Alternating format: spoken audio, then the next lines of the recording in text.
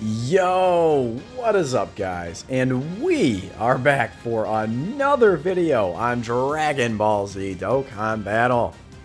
And this is not my first time through Dokkan Battlefield, so obviously the thing that you should do 3 times here on Dokkan Battle is, of course, the Dokkan Virtual Ultimate Clash. So for those of you who might be a little bit new to the game, or, you know, even if your account is less than a year old, I would say, you may struggle with Dokkan Battlefield. And if you hear me call it Ultimate Clash or Battlefield, of course the names are synonymous. It's kind of an homage to the original Dokkan Battlefield that I don't think ever made its way to global, or at the very least it never returned to global.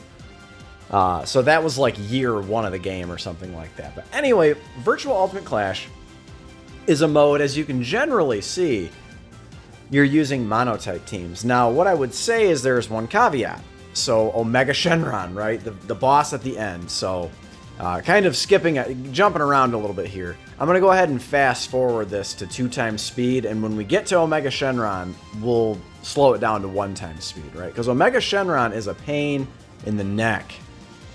Anyway, monotype teams generally used, except for the first stage. So Invisible Man, as you could see there, I mean, again, 2 times speed, we're blitzing through this, right?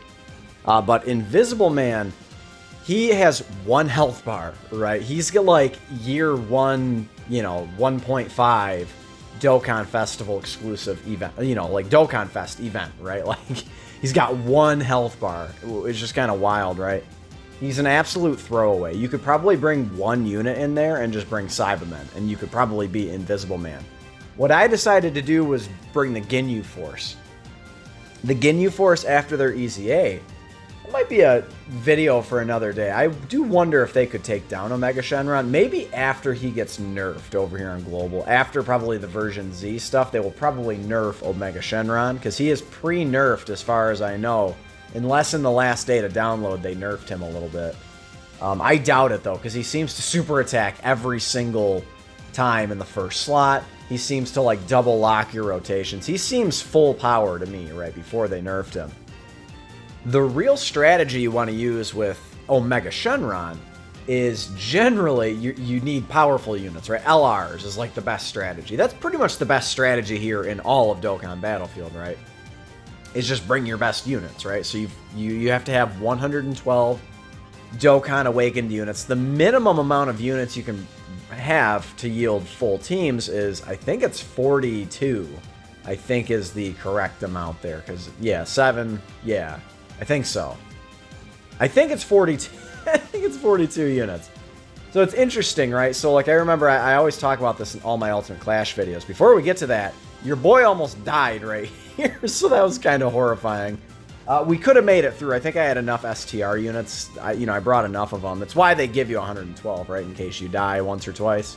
Because it's not an easy mode. Speaking of, I remember back in the day, like, when I first started playing this game, when the boss was, like, Blue Goku and, like, Zamasu, right, like some of the Kid Buu, some of the tough bosses, the final bosses. You couldn't even really, unless you'd been playing the game a long time and you had, like, the LR, Rose, and Goku Black, you couldn't even yield a full Extreme Tech team. Now that the game is 7 years old, you could probably yield a full free-to-play Extreme Tech team. Not as though it'd be any good, right? But you could, in theory, right? Probably field a full Extreme Tech team. So, the game certainly has developed over the years. We are here already in the 3rd and final stage, right? So these are the sets of bosses that lead up to Omega Shenron, and if you've heard a lot about Omega Shenron, it's for good reason, right? Because he is a very, very tough boss. I would say, like, he is definitely the hardest, and then probably a close second would be Jiren.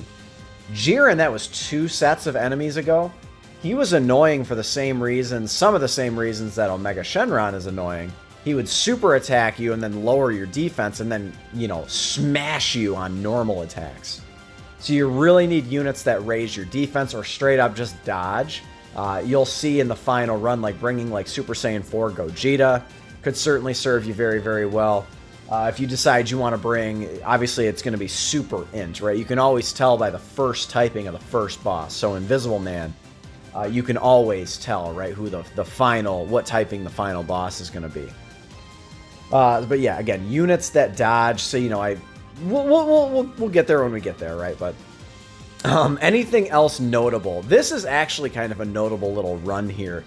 So this is Super Tech. Now, Super Tech is in a very, very tricky spot. I gotta say, I hope at least one of the anniversary units is Super Tech, right? Because Super Tech, dude, Super Tech has nothing. I mean, they haven't got buffed in a very, very long time. If you want to tell me, like, some of the Heroes units, sure. You know, you've got Super Saiyan God Trunks, and you've got the Super Saiyan 3 adult Gotenks, but, like, dog, I mean, they're basically, I did bring the Gotenks on this run, and it was a mistake. I definitely should not have brought him. But truly, it's just for lack of options, right? And I wanted to make sure I could yield 2 full int teams.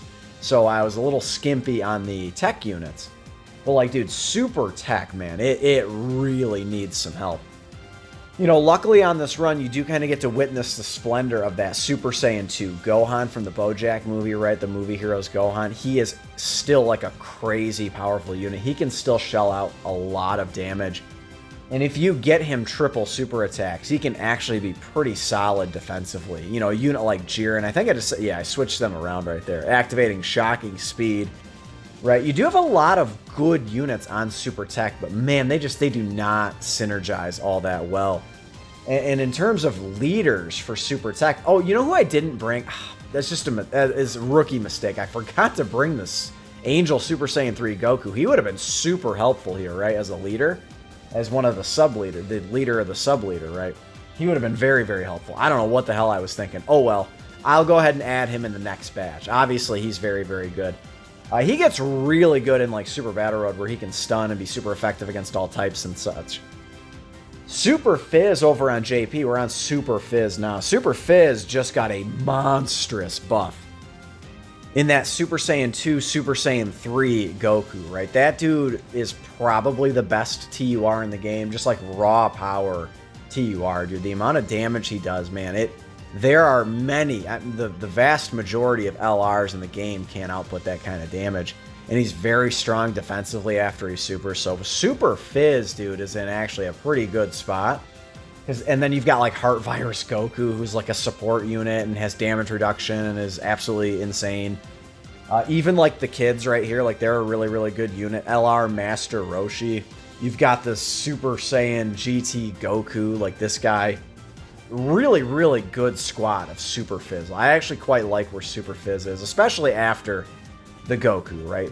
Again, Heart Virus Goku, and then the Super Saiyan 3 Goku. They really add a lot to Super Fizz. So that's in a good spot.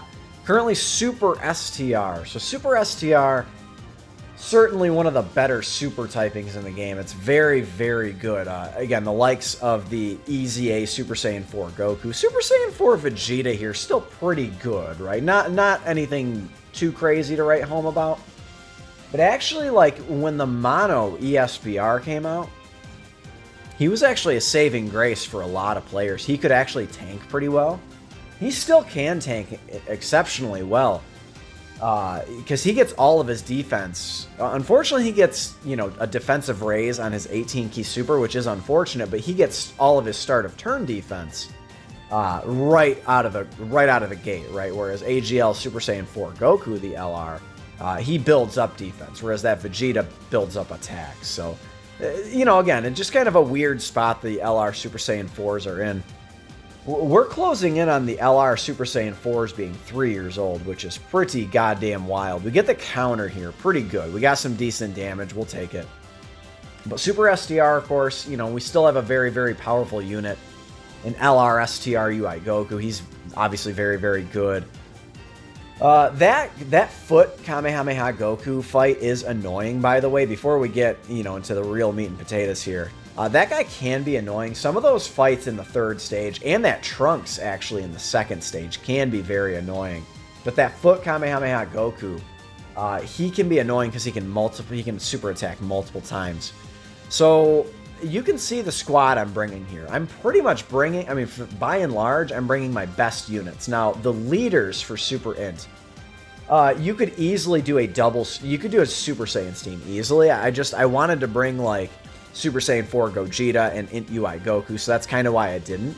But to run a full Super Saiyan squad, you can easily do it. You just swap out, so you swap out the leader, you swap out Int Namek Goku, right, as one of your leaders, and you're getting a full 170.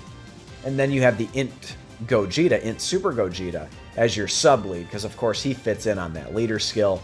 And there are enough Int Super Saiyans. Again, Super Int in a very good spot. Super Int's still incredibly strong. I love Super Int, man. It's a great typing. Especially with the addition of Namek Goku. He seems to really, really fit in.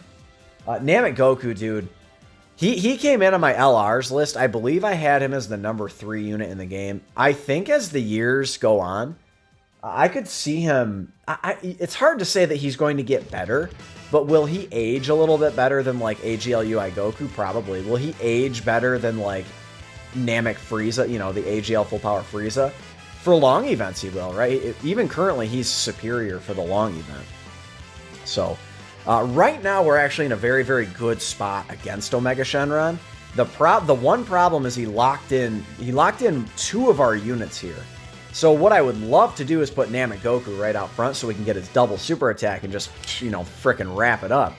Unfortunately, he locked in 2 of our units here. So luckily, GT Vegeta, I was actually a little afraid here because remember, GT Vegeta gets all of his defense on super with orbs. So before he super attacks, he's actually quite vulnerable defensively, unfortunately. Unless you've got him, like, you know, rocking with support and stuff like that. But again, after he supers, he's completely fine, even getting his defense lowered.